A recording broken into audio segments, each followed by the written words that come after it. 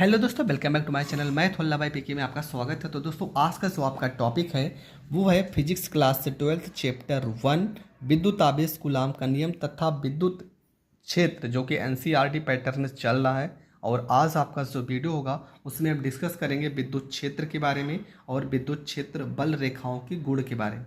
तो ये वीडियो आपके लिए बहुत ज़्यादा इंपॉर्टेंट है। पूरी वीडियो आप ज़रूर देखना। आपको पीडीएफ मेरे साथ लिखते रहना है। पीडीएफ आपको कहीं भी ढूंढने का ज़रूरत नहीं, और कोई ऐसी चीज़ नहीं है जो मैं लिखा नहीं रहा हूँ। मैं खुद लिख के आपको बता दे रहा हूँ कि आपको पीडीएफ के चक्कर में नहीं पढ़ना है। तो चलो वीडियो को स्टार्ट करते हैं। देखो, यहाँ पे लिखा है विद्युत बल रेखाएं। विद्युत बल रेखाओं के बारे में आपको बताना है और इसके गुणों के बारे में। ये दो चीज़ आज हम इस वीडियो में डिस्कस करेंगे। देखो, विद्युत बल रेखाएं क्या होती हैं। पहली बात तो विद्युत बल रेखाएं जो होती हैं इसके बारे में किसने बताया? फैराडे ने बताया।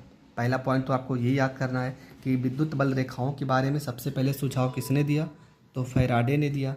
दूसरी चीज़ फैराडे ने क्या बताया? इन्होंने सिर्फ इतना बताया कि विद्युत बल रेखाएं जो होती हैं वो विद्युत क्षेत्र में खींची गई एक काल्पनिक निष्कोण वक्र हैं।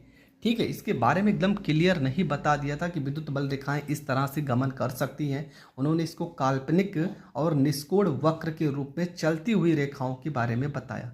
ठीक है, तो विद्युत बल रेखाएं में क्या लिखना है आपको कि विद्युत बल रेखाओं के बारे में सबसे पहले फैराडे ने बताया। इन्होंने बताया कि विद्युत बल रेखाएं विद्युत क्षेत्र में, किसमें? विद्युत क्षेत्र में खींची गई वह काल्पनिक निष्कोण वक्र है। ये आपको विद्युत बल रेखाओं के बारे में पता होना चाहिए। दूसरी चीज़, इसके विद्युत बल रेखाओं के गुण बहुत पूछे जाते हैं, और गुण बताने से पहले इसके हम चित्र को थोड़ा सा डिस्कस कर लेते हैं। ठीक है, जिस कारण हमें अच्छे से याद हो जाए। ये विद्युत बल रेखाएं हो जाएंगी। आपको पता है विद्युत बल रेखाएं कहाँ से? प्लस से माइनस की ओर गमन करेंगी। ठीक है, प्लस से कहाँ पे? माइनस की ओर। इस तरह से वक्र बनाते हुए जाएंगी और यहाँ माइनस वाले सिरे पर गिरेंगी। ठीक है, मतलब विद्युत बल रेखाएं जो होती हैं वो बाहर की ओर, इनकी दिशा कैसे होती है? बाहर की ओर इनकी दिशा प्लस से माइनस की ओर होती है। जबकि अगर भीतर की ओर बात की जाए तो इस तरह से फिर से आके यहाँ मिल जाती है। अगर भीतर की ओर बात की जाए तो माइनस से प्लस की ओर होती है। विद्युत बल रेखाएं प्लस से माइनस की ओर जाती हैं और इसके भीतर माइनस से प्लस की ओर आती हैं। इस तरह से ये वक्र बनाते हुए प्लस से माइनस की ओर जाती रहती हैं और इस तरह से वापस आती रहती हैं। ठीक है, इस तरह से वापस आती रहती हैं। और यहाँ पे जहाँ पे इसका ध्रुव होता है, ठीक है, यहाँ पे इसका माध्यम जो होता है वो सघन होता है। जहाँ पे इनका ध्रुव होता है वहाँ पे इसका माध्यम क्या होगा? वहाँ पे इसका माध्यम सघन होगा। तो आपको इसके गुण में क्या क्या लिखना है वो सारी चीज़ें हम बता देने। पहला गुण तो यही हो जाएगा कि विद्युत बल रेखाएं देखो प्लस से माइनस की ओर चलती है। कब? बाहर बाहर की ओर। अगर भीतर की ओर बात की जाए तो माइनस से प्लस की ओर चलती है। विद्युत बल रेखाएं देखो एक वक्राकार पथ के रूप में चलती है। देखो, वक्राकार पथ के रूप में चलती है विद्युत बल रेखाएं। इसके जो ध्रुव होते हैं, देखो ये ध्रुव है ना, ये प्लस ध्रुव है, ये माइनस ध्रुव है। ध्रुवों पर विद्युत बल रेखाओं की संख्या अधिक होती है। यहाँ पे अधिक प्रबल होती है। ठीक है, ध्रुवों पर अधिक प्रबल होती है, अधिक प्रबल होती है। विद्युत बल रेखाएं देखो कभी भी एक दूसरे को नहीं काटती है। क्यों नहीं काटती है? क्योंकि अगर एक दूसरे को मान लो इस तरह से काट देंगी तो देखो यहाँ दो दिशा हो जाएगी, किधर जा रहा है, किधर जा रहा है, जबकि दो दिशा संभव नहीं है। तो ये भी आपको लिख देना है। फिर से समझ लेते हैं। 2 3 4 गुण तो मैं ऐसे ही बता दे रहा हूँ कि विद्युत बल रेखाएं प्लस से माइनस की ओर चलती हैं। बाहर बाहर जब चलेंगी तो प्लस से माइनस की ओर, भीतर भीतर माइनस से प्लस की ओर चलती हैं। विद्युत बल रेखाएं वक्राकार पथ के रूप में चलती हैं। विद्युत बल रेखाओं की संख्या इसके ध्रुवों पर प्रबल होती है। और विद्युत बल रेखाएं एक दूसरे को नहीं काटती हैं, क्योंकि अगर काट देंगी तो दो दिशाएं हो जाएंगी, जो कि संभव नहीं है। और विद्युत बल रेखा की जिस दिशा में चलता रहता उस दिशा में विद्युत विभव का मान घटता जाता है। विद्युत बल रेखा की दिशा में विद्युत विभव का मान क्या होगा? कम होता जाएगा। तो ये सारी चीज़ें जैसे जैसे हमने बोली हैं ऐसे ऐसे आपको पेपर में लिख देना है। तो यहाँ पे देखो हमने लिखा भी है, 2 3 गुण लिखा भी है कि विद्युत बल रेखाएं धनात्मक आवेश से प्रारंभ होकर ऋणात्मक आवेश पर समाप्त हो जाती हैं। ठीक है, कहाँ से चल रही थी? धनात्मक आवेश से, और ऋणात्मक आवेश पर जब पहुँचती हैं तो समाप्त हो जाती हैं। ये बाहर बाहर की दिशा हो जाती है। भीतर भीतर जब वापस आने का होता है तो माइनस से प्लस की ओर आती है। आगे दूसरा नंबर क्या लिखा है कि दो विद्युत बल रेखाएं एक दूसरे को कभी नहीं काटती हैं।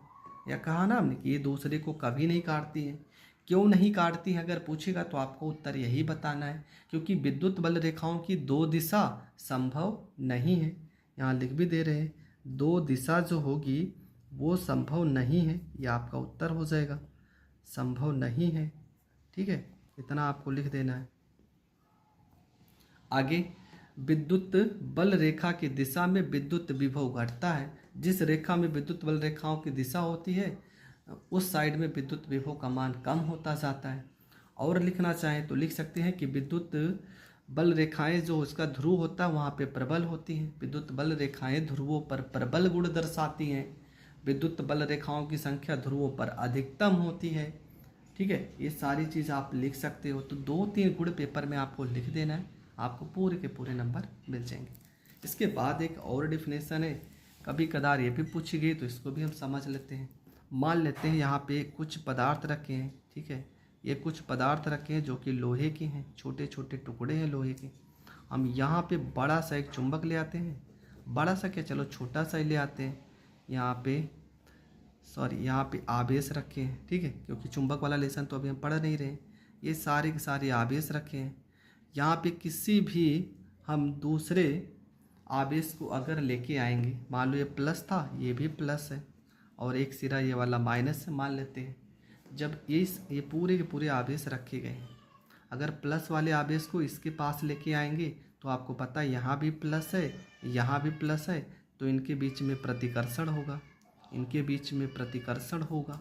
अगर इस माइनस वाले आवेश को इसके प्रति लाएंगे तो ये माइनस है, ये प्लस है, इनके बीच में आकर्षण होगा, इनके बीच में आकर्षण होगा। मतलब प्लस और प्लस रहेगा तब प्रतिकर्षण होगा, माइनस और प्लस रहेगा तब आकर्षण होगा।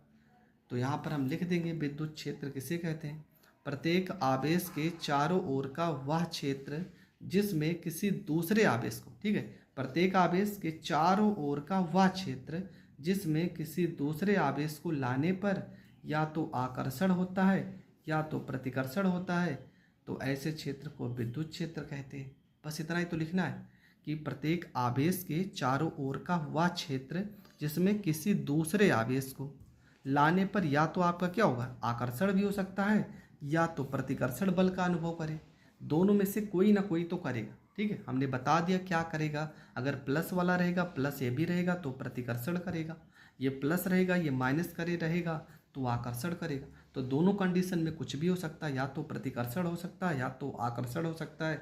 प्रतिकर्षण या आकर्षण बल का अनुभव करे तो ऐसे क्षेत्र को विद्युत क्षेत्र कहते हैं। बस इतना ही आपको लिखना है। ठीक है, तो विद्युत क्षेत्र का भी डिफिनेशन आपको बहुत अच्छे से समझ में आ गया कि प्रत्येक आवेश के चारों ओर का वह क्षेत्र जिसमें किसी दूसरे आवेश को लाने पर आकर्षण या प्रतिकर्षण का व्यवहार करता है या अनुभव करता है, तो ऐसे क्षेत्र को विद्युत क्षेत्र कहते हैं। तो यहाँ तक आपको लिख देना है। ये दोनों के दोनों थ्योरी आपको समझ में आई होंगी। मिलेंगे नेक्स्ट वीडियो में, तब तक के लिए जय हिंद, जय भारत।